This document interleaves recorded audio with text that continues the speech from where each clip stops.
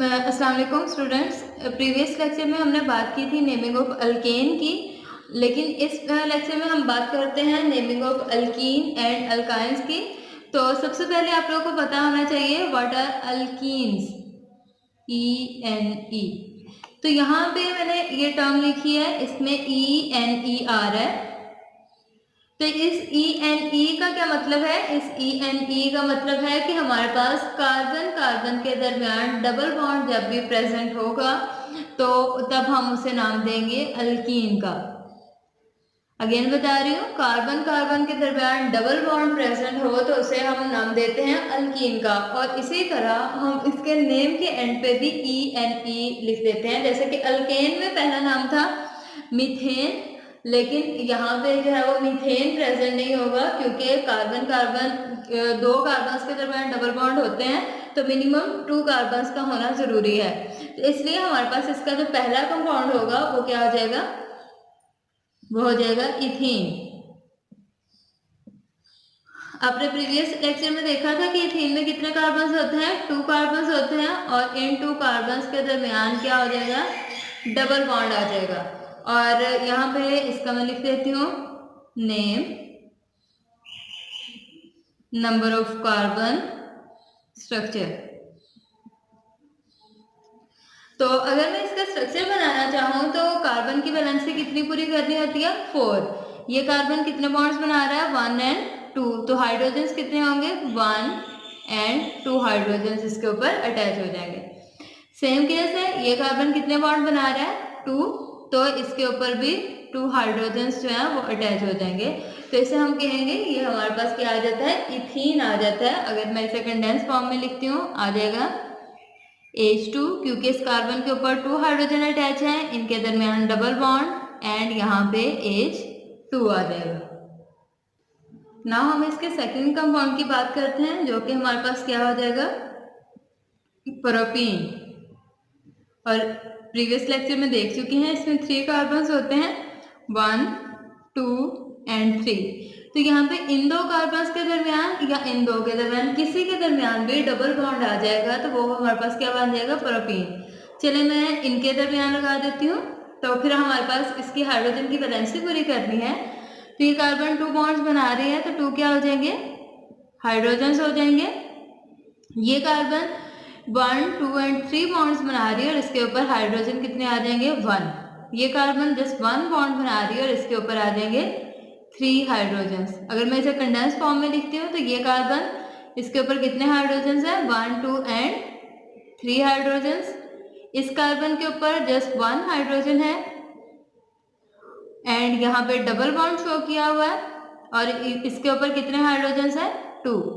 तो ये हमारे पास किसका स्ट्रक्चर आ जाएगा? प्रोपीन का। Next one is butene. ये आप लोगों ने पहले भी पढ़ा हुआ है। और ब्यूटीन में कितने कार्बन्स होंगे? 4 कार्बन्स। अगर मैं इसका स्ट्रक्चर बनाऊं 1, 2, 3 और 4, तो आपको पहले भी मैं बता चुकी हूँ कि कार्बन कार्बन के दरमियान डबल बॉन्ड होना चाहिए। किसी भी कार्बन के दरमियान हो सकता है, इन 2 के दरमियान भी हो सकता है, इन 2 के दरमियान भी, या इन 2 के दरमियान भी हो सकता है। तो पहले हमने टर्मिनल पोजीशंस पे लगाया था, अब हम मिड में लगा लेते हैं। तो अगर इनकी वैलेंसी देखें तो ये कार्बन 1 बॉन्ड बना रहा है तो हाइड्रोजन्स कितने होंगे? 3। ये कार्बन भी 1 बॉन्ड बना रहा है, हाइड्रोजन 3 हो जाएंगे। ये कार्बन 1, 2 और 3 बॉन्ड्स बना रहा है तो हाइड्रोजन 1, और ये कार्बन भी 1, 2 और 3 बॉन्ड्स बना रहा है और हाइड्रोजन कितने हो जाएंगे? 1 आ जाएगा। तो अगर मैं इसे कंडेंस फॉर्म में लिखती हूँ H3C, और इस कार्बन के ऊपर 1 हाइड्रोजन है और इन दोनों के दरमियान क्या है? Double bond. देन इस कार्बन के ऊपर भी 1 हाइड्रोजन है और इसके ऊपर 3 हाइड्रोजन हैं। तो ये हम इसकी पोजीशन भी शो कर सकते हैं। आप देख सकते हो कि कहीं से भी देखें डबल बॉन्ड किस कार्बन पे? सेकंड कार्बन पे है। तो 1 और 2, इधर से भी देखें 1 और 2 सेकंड कार्बन पे है तो हम इसे 2 ब्यूटीन भी कह सकते हैं। ठीक है। देन हम बात करते हैं पेंटीन की। पेंटीन में कितने कार्बन्स होंगे? 5 और 1, 2, 3, 4 और 5। तो यहाँ पे हम बॉन्ड डबल बॉन्ड किस कार्बन के दरमियान लगाए? चले मैं यहाँ पे लगा लेती हूँ, आप यहाँ भी लगा सकते हैं, यहाँ भी लग सकता है और यहाँ भी, कहीं भी डबल बॉन्ड आ जाए तो वो क्या हो जाएगा, वो अल्कीन ही रहेगा। जैसे मैं कंडेंस फॉर्म में लिखती हूँ, ये कार्बन कितने बॉन्ड बना रहा है 1 और हाइड्रोजन कितने अटैच होंगे 3। ये कार्बन 1 2 एंड 3 बॉन्ड बना रहा है, जस्ट 1 हाइड्रोजन अटैच होगा। ये कार्बन भी 1 2 एंड 3 बॉन्ड्स बना रहा है, इस पे भी जस्ट 1 हाइड्रोजन अटैच होगा। ये कार्बन 2 बॉन्ड्स बना रहा है तो इसके ऊपर 2 हाइड्रोजन जो हैं वो अटैच होंगे, और ये कार्बन जस्ट 1 बॉन्ड बना रहा है तो इसके ऊपर हाइड्रोजन 3 अटैच हो जाएंगे। इसी तरह हम जो है वो नेक्स्ट की बात करते हैं। नेक्स्ट हमारे पास आ जाता है हेक्सीन। हेक्सीन में कितने कार्बन आएंगे 6 कार्बन, तो 1 2 3 4 5 एंड 6। आप यहाँ पे भी डबल बॉन्ड बना सकते हैं, या यहाँ पे इधर इधर या इधर कहीं भी बना सकते हैं, लेकिन एक से ज़्यादा डबल बॉन्ड भी बनाया जा सकता है। तो लेकिन एक से ज़्यादा डबल बॉन्ड आ जाए तो हम उसके लिए फिर डाई ट्राई और टेट्रा का यूज़ करते हैं, लेकिन फिलहाल हम सिर्फ एक डबल बॉन्ड की बात कर रहे हैं। तो चले मैं यहाँ पे बना लेती हूँ। तो अगर इसका कंडेंस फार्मूला लिखते हैं, इधर 3 हाइड्रोजन्स होंगे, ये 2 बॉन्ड्स बना रहा है तो इसलिए 2 हाइड्रोजन्स होंगे। ये 1 2 एंड 3 बॉन्ड्स बना रहा है तो 1 हाइड्रोजन, इसका 1 हाइड्रोजन, इसके ऊपर 2 हाइड्रोजन्स होंगे और इसके ऊपर कितने होंगे 3 हाइड्रोजन्स होंगे, और ये हमारे पास क्या आ जाएगा हेक्सीन आ जाएगा। देन बात करते हैं हेप्टीन की। हेप्टीन में जो है वो 7 कार्बन, तो 1 2 3 4 5 6 एंड 7। तो यहाँ पे डबल बॉन्ड कहाँ बना ले, चलिए मैं यहाँ पे बना लेती हूँ। तो आपको अब हाइड्रोजन्स की कंसंट्रेशन वो पता तो चल गया होगा कि कितनी तादाद में हाइड्रोजन जो है वो लगाने हैं, तो हम इसे मज़ीद जो है वो डिटेल में नहीं जाते, और ये इस तरह इसकी वैलेंसी जो है वो कंप्लीट हो जाएगी। Then octane. ऑक्टेन में कितने कार्बन होते हैं 8 कार्बन, 1 2 3 4 5 6 7 एंड 8। तो यहाँ पे 8 कार्बन हैं, और 8 कार्बन में डबल बॉन्ड इधर लगा देती हूँ, आप कहीं भी लगा सकते हैं डबल बॉन्ड। तो इनकी हाइड्रोजन्स की वैलेंसी पूरी कर देते हैं। हाइड्रोजन की वैलेंसी अगेन बता रही हूँ कि कार्बन जो है वो 4 बॉन्ड बनाता है, तो जहाँ भी कार्बन के कम बॉन्ड्स हैं वहाँ पे हाइड्रोजन लगा के उसकी वैलेंसी को हमने पूरा करना होता है। देन हमारे पास आ जाता है नोनेन। नोनेन में 9 कार्बन, 1 2 3 4 5 6 7 8 एंड 9। तो ये हमारे पास कितने 9 कार्बन आ गए। यहाँ पे डबल बॉन्ड इधर लगा लेते हैं, तो कार्बन की वैलेंसी पूरी करते हैं। अगेन बता देती हूँ, कार्बन 4 बॉन्ड्स बनाते हैं, और जहाँ पे भी इसके बॉन्ड्स कम बने हुए हैं वहाँ पे उतनी मिकदार में हाइड्रोजन लगा के हम इसके 4 बॉन्ड्स जो है वो करेंगे कंप्लीट। नेक्स्ट हम इसके लास्ट वाला जो है उसकी बात करते हैं, जो कि हमारे पास क्या आ जाएगा डिकेन। डिकेन में कितने कार्बन आएंगे 10 कार्बन आएंगे, 1 2 3 4 5 6 7 8 9 एंड 10।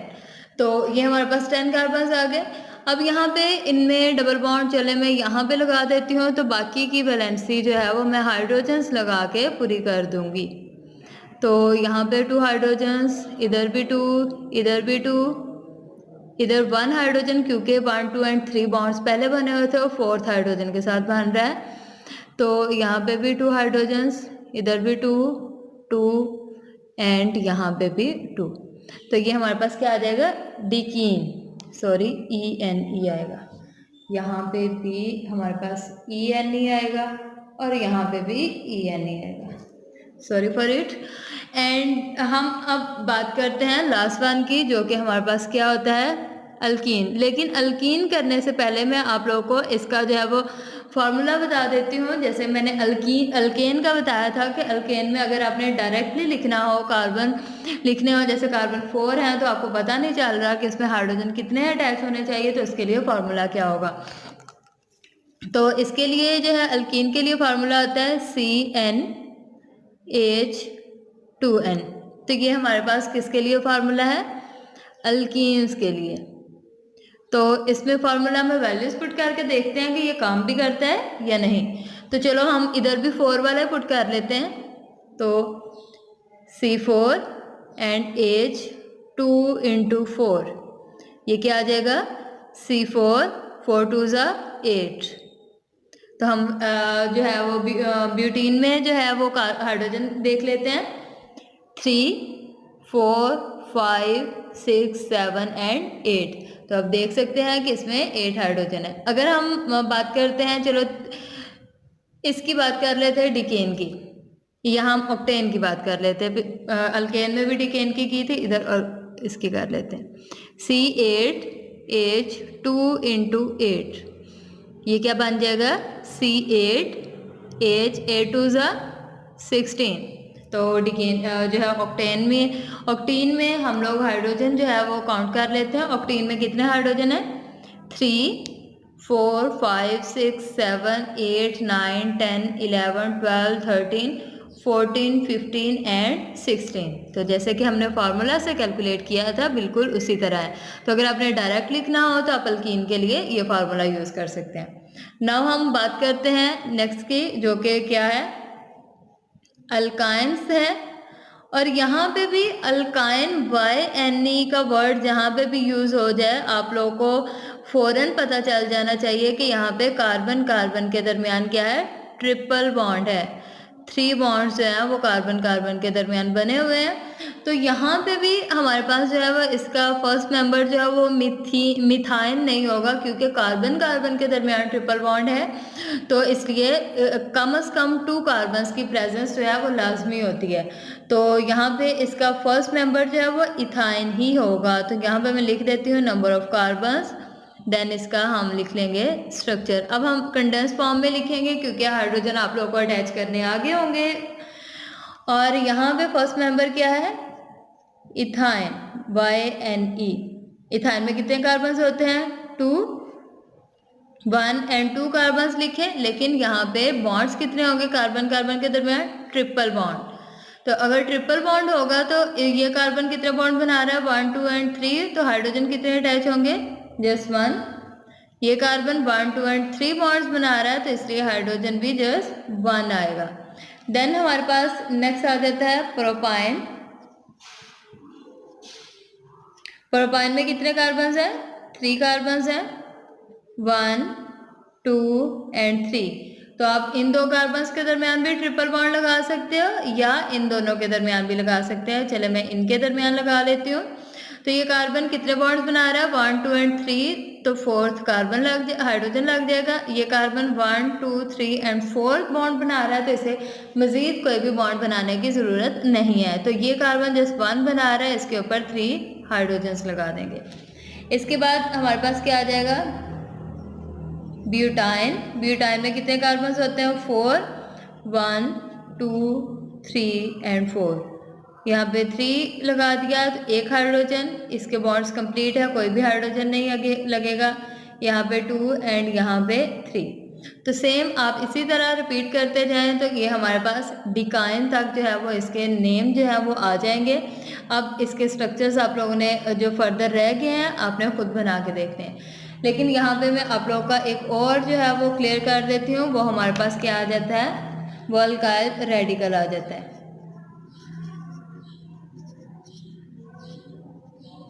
अल्काइल रेडिकल कब बनता है? जब हम लोग कार्बन का एक हाइड्रोजन जो है वो उसे रिमूव कर देते हैं, तो वो हमारे पास अल्काइल रेडिकल में कन्वर्ट हो जाता है। जैसे मैं यहाँ पे मीथेन बना रही हूँ, तो इस मीथेन में ये हाइड्रोजन और ये कार्बन एक एक इलेक्ट्रॉन लेकर अलहदा हो जाएगा। तो इस कार्बन के ऊपर कितने हाइड्रोजन रह जाएंगे? 3 और प्लस 1 हाइड्रोजन जो है वो इसका क्या हो जाएगा? अलहदा। इसे अब हम लोग कहेंगे रेडिकल। तो पहले तो इसका नाम क्या था? मीथेन था, लेकिन अब इसका नाम मीथेन नहीं होगा, अब हम इसे कहेंगे मिथाइल YL। यहाँ पे बहुत ज़्यादा बच्चे YNE और YL में कन्फ्यूजन का शिकार हो जाते हैं। जहाँ भी YNE आ जाए तो वो अल्काइन होता है, ट्रिपल बॉन्ड होता है, लेकिन अगर YL आ जाए तो इसका मतलब है कि ये हमारे पास क्या हो जाएगा, रेडिकल होगा। तो इसी तरह हमारे पास इथेन या इथेन का रेडिकल क्या कहलाएगा, इथाइल। तो आपको पता है कि इथेन में हमारे पास कितने कार्बन होते हैं, C2H6 होते हैं, लेकिन इथाइल में कितने होंगे, C2H5, क्योंकि इसमें हमारे पास एक हाइड्रोजन कम हो जाएगा।